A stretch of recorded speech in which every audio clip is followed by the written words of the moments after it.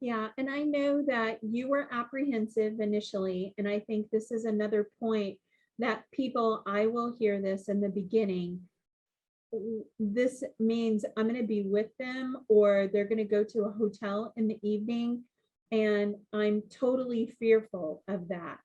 And can you talk a little bit about that as well and your experience? Yeah, with my experience, I was worried about the hotel thing because I was worried that he was going to get the rage that he had gotten in the past. And so I was afraid, at my house, I can repair walls, at a hotel, I don't know what they would think about me repairing walls, so I was worried about that. But in the end, you have to, we were desperate, honestly, we were desperate. So, we had to go with it, and it turned out great. I mean, he got, anxious and, stuff like that. But he, like I said, he never got violent. He never punched walls or kicked anything or, slammed doors real loud or anything like that. He just, I think he went out and skateboarded around the parking lot for a few minutes and then came back up. That was about it.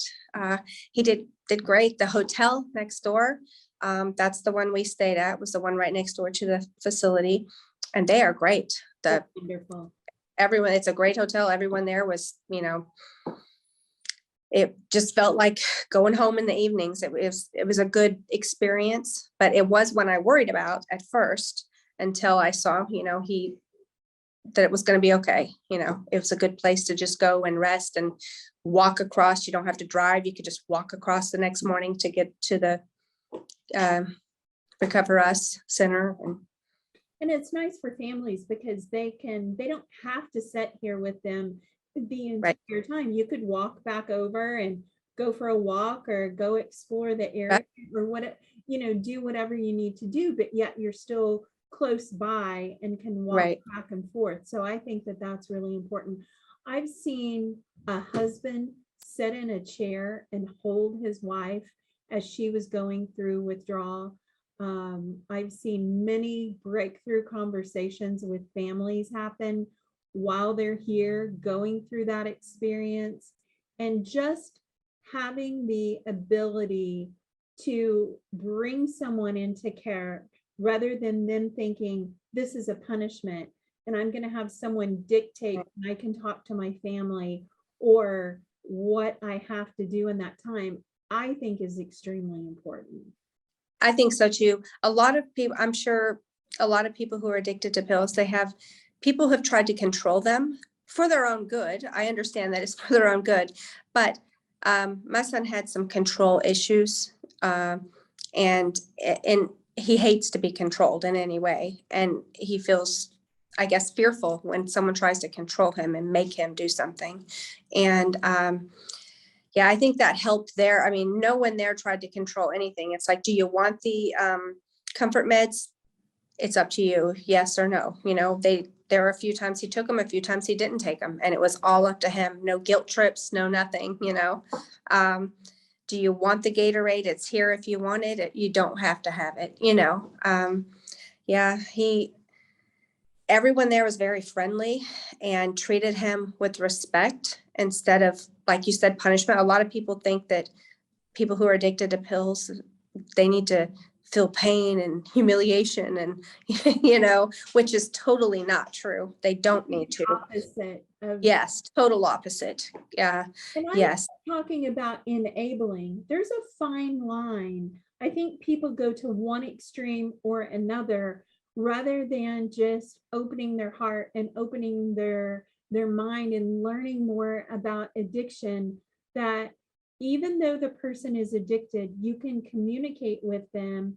And when everyone gets real, I would say the majority of people are struggling and miserable and want help. They're apprehensive of the withdrawal. They don't know how to go about doing it. They're fearful of being locked away from their family, their loved ones, their life. And they may not trust what's going to happen because they could have tried 3 or 4 times and not been successful. And how frustrating is that? How frustrating is that for a parent to even go through? Yeah. Yeah, that is it's frustrating. It's hard to watch someone you love sinking while they're trying so hard and while you're trying so hard, while it appears everyone is trying so hard to help them and them to help themselves. And then them still just keep sinking, and, yeah, that is really hard. That is one of the hardest things, but there, like I said, I felt like we all, he had encouragement, he had support, he had the counselor he talked to, and I've had counselors just straight up say, that they weren't going to work with him because he can be pretty for real. He'll tell you how it is and he's not real nice about it sometimes. And I think Lori was her name. She did great. She did great with him. Just, she realized he was in pain. He was hurting. She let him vent, let him talk. And I think he actually made, some real progress with Lori that he hadn't made with others. Yeah. And I know that she talked about in the beginning, I think everyone's apprehensive in the beginning. You have to get used to your surroundings, and you have to learn, okay, these people are in it for real to help me, and I can be part of that rather than being apprehensive and afraid of what's going to happen to them or during the process. So I think that's really important. And the progress that they make in that type of setting, to me, is mind-blowing. And like I told you this too, one of the latter days that Josh was here, he said to me, "Thank you so much for not giving up on me." I'll never forget the look on his face when he said it. I'll never forget what we were talking about. And those few words from him give me all the encouragement in the world to know that even though sometimes it seems like you're not getting through to someone, you are. And yeah. I know that you said one thing, and I'll never forget, and you said to parents or loved ones, if you've tried and failed, try again. Yeah. And you sharing your story and being open and honest and talking about this, because parents are lost, loved ones are lost, siblings, you don't know what to do to help someone. Right. And hearing other people talk about how to navigate that or how to go about that in a very open and honest way, it means the world and can save somebody's life in doing so. Yeah, I agree. Just, you have to keep trying, because if you don't, they're not going to make it. You have to keep trying, and got to keep trying till you find something that does work for your situation, or your loved one's situation. I know. But in the beginning, he was not overly anxious about coming, but no. And then while you were here, you said, he would even get up and maybe be ready before and say, okay, come on, Mom, let's go. And that's also a concern of families, is so they're going to be able to come over in the morning and leave in the evening. But I would say in 4 years, we've maybe had 2 people that didn't show up and weren't present and ready for treatment and for care. And that's pretty good odds. That is. Yes, it is. Especially knowing that they have a choice. I mean, because if they had given him a choice at the other facility he went to, he would have got out of there and probably taken something. Because when you're in pain, I mean, everyone, when you're in pain, you just want it to go away, I've had a migraine and I'll get up and drive an hour away to get those little migraine Excedrin caffeine pills, because you want it to go away. And they're the same. If they hurt, you can't think through pain. You can't think clearly through pain. You just want it to stop. And if the pain is that bad, that's all you can think about is, how do I make it stop? And so, I worried about that, well, what when it starts getting rough? What if he just says, I'm done? But I guess it was brought the pain level down, the withdrawal level with, pain as well as the mental part of it down enough that he could push through it, so. Yeah.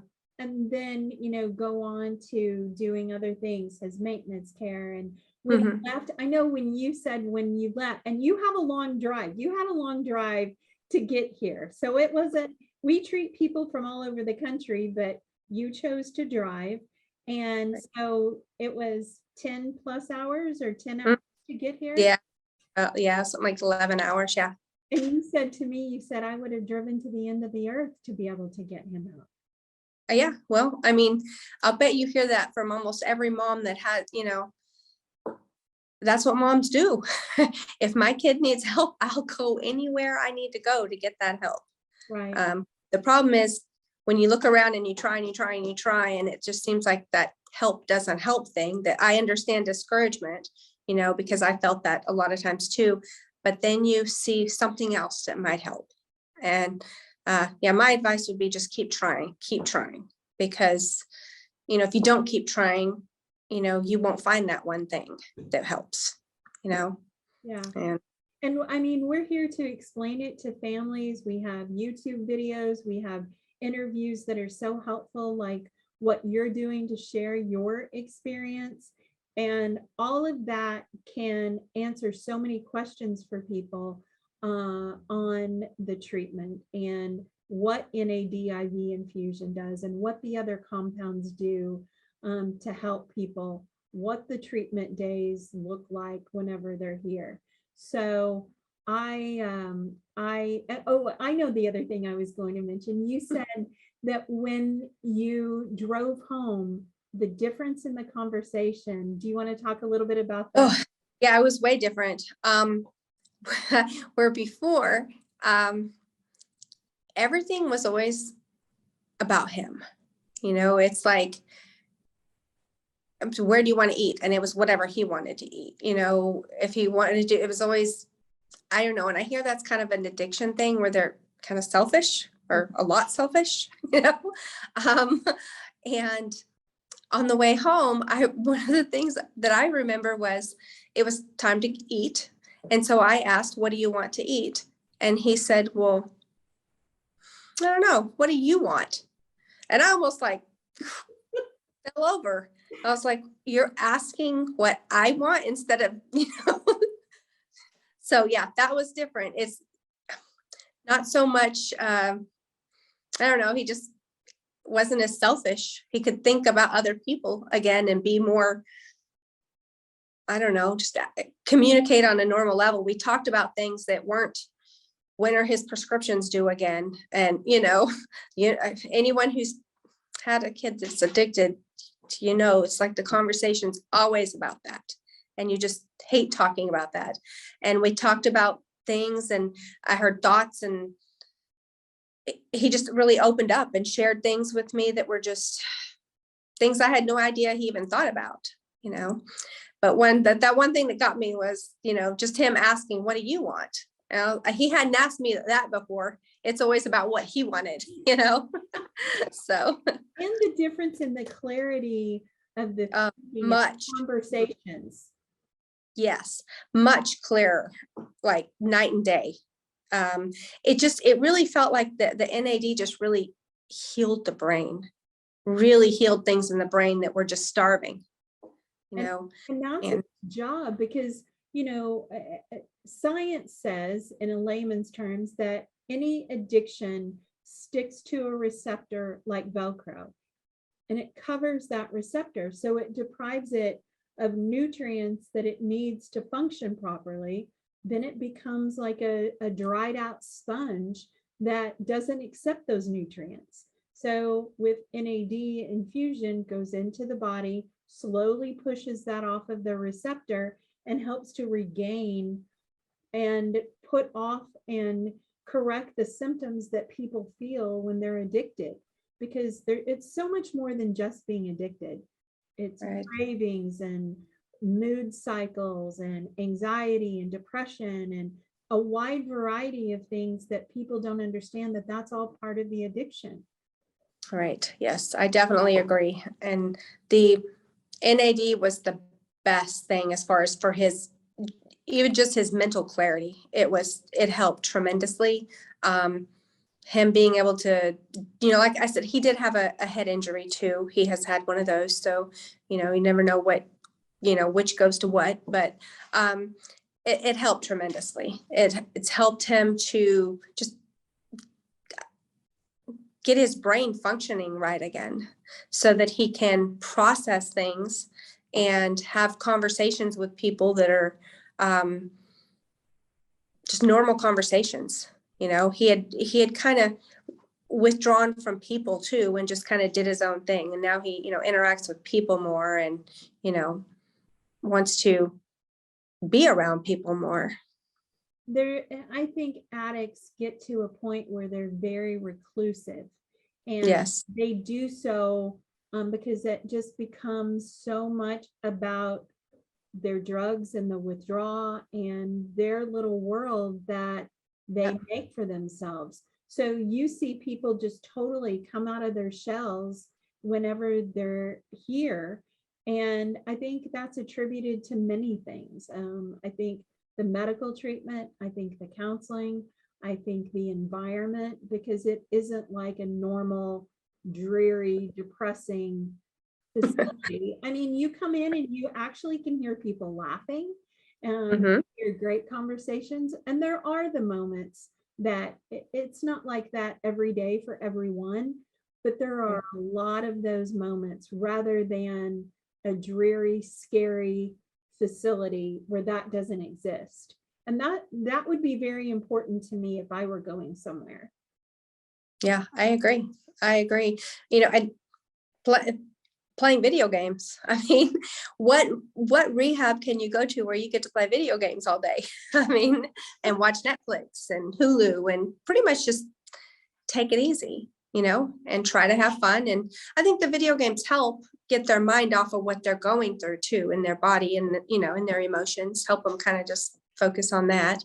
But yeah, it was great. He never hooked up his video game, but I saw the guy next door did, and, a few doors down, they did.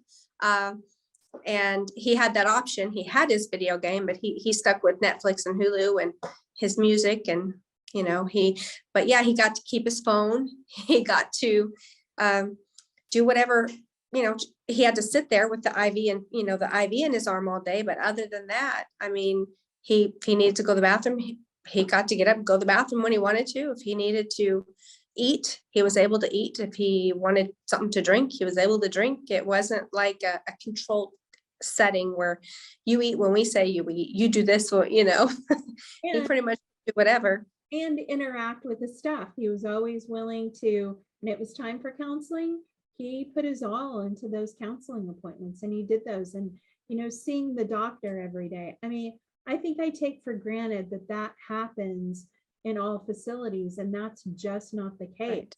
Because situations medically can change from day to day.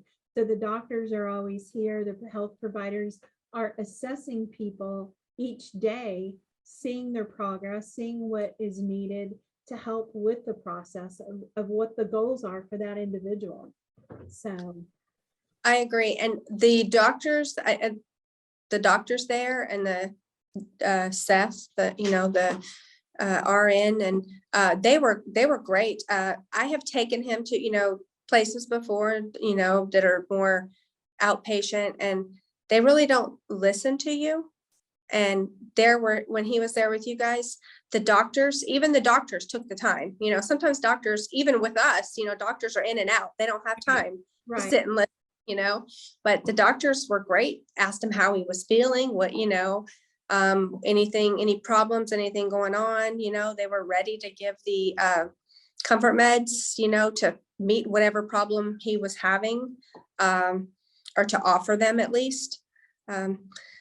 And yeah, to listen. I've never seen a doctor, which I forget his name. Is it Riley? Dr. Riley. Riley. This was actually a phone conversation because he still calls them and keeps in touch and does appointments with them. I'd never seen a doctor sit and talk to Josh one day for, I would say, a good 20 minutes. and over the phone. And I was really impressed because most doctors don't do that. They kind of shut you down when you go talking about, he was talking to him like he was a counselor. I was just listening from, I could overhear, but and Dr. Riley was fine with that. He actually engaged with them and kept asking him, well, how do you feel about this? And try, help him to kind of sort it out in his brain, which a lot of doctors don't. A lot of doctors don't have the time for that. And Dr. Riley did I am very impressed with him. He is great with Josh, and I'm sure with other people too. Having providers, I've actually hand chosen all of our staff that's here. And I think that really translates to the care. I'm blessed and fortunate to have such a wonderful staff. And when people are going through their worst, we need to be our best to help them through that. That's our job, that's our obligation, that's our responsibility. And mostly, that's our passion of what can really make a difference in people's lives. Not just the person that's here as a patient, families and, extended families. That makes a big, big difference in care. I agree. Even the front lady at the front desk is great there. Yeah. I didn't meet any of them there that I didn't think were great. Yeah. So. Well, I appreciate you taking the time. I know you have a very busy schedule, and it means the world to me, and I'm sure it does to others, to hear your openness and relaying the information about your experience to help other people. Paying it forward is something I think everyone needs to do, and you definitely do that and more whenever we talk to help others. So. Well, thank you. And thanks for allowing us. We kind of came spur of the moment, and thank you for getting us in.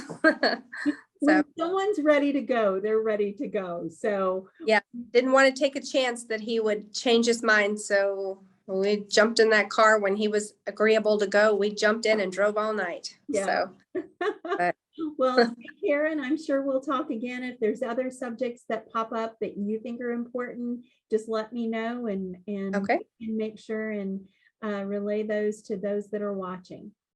All right. Okay. Thank you. Here, Donna. Bye-bye. Bye.